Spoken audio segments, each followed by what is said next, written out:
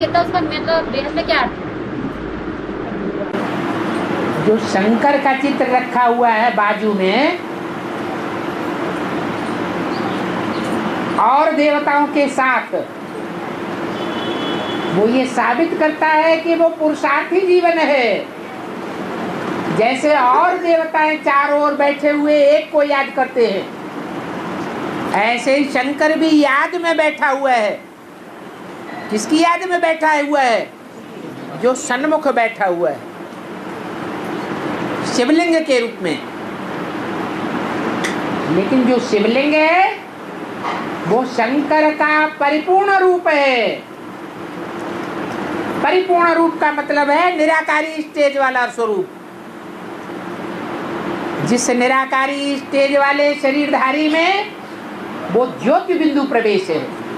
शिव लिंग है, साकार की यादगार।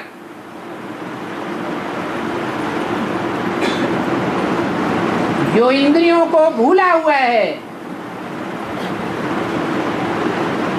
देह को भूला हुआ है।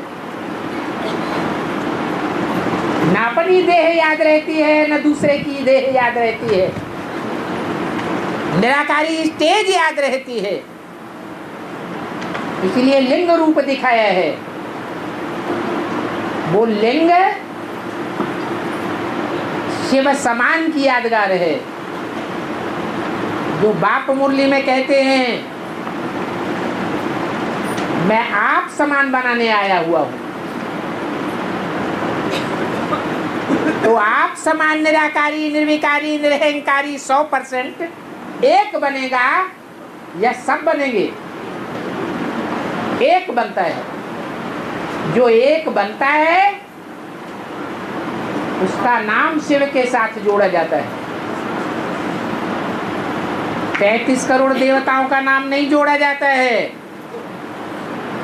500-700 करोड़ मनुष्य आत्माओं में से किसी का नाम नहीं जोड़ा जाता है। महात्माओं में से किसी का नाम नहीं जोड़ा जाता है। धर्म पिताओं में से भी किसी का नाम नहीं जोड़ा जाता है। एक शंकर का नाम जोड़ा जाता है शिव के साथ। वो भी शंकर जब याद की स्टेज से, पुरुषार्थ से संपन्न होकर स्थायी स्टेज में स्थिर हो जाता है, निराकार बीज रूप स्टेज में, तब उसकी यादगार बनती है शिवलिंग। जो शिवलिंग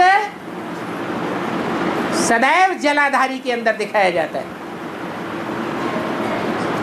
ये पक्का प्रवृत्ति मार्ग है, अधूरा नहीं है। अधूरे तो सन्यासी होते हैं जो थोड़े समय स्त्री के संग में आते हैं और निस्तेज हो जाते हैं, छोड़ छाड़ के भागते हैं।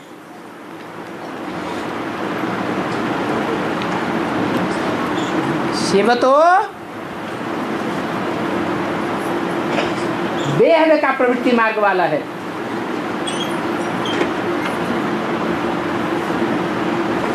बेहद की प्रवृत्ति में रहते हुए भी, कर्मेंद्रियों से कर्म में प्रवृत्त रहते हुए भी वो बुद्धियोग से निवृत्त रहते हैं। इसलिए उनकी पूजा होती है और सबसे जास्ती पूजा होती है।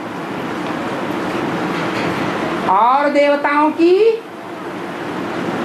लिंग की पूजा नहीं होती है और शिव की सिर्फ लिंग की पूजा होती है। क्योंकि कहा जाता है काम जीते जगत जीत।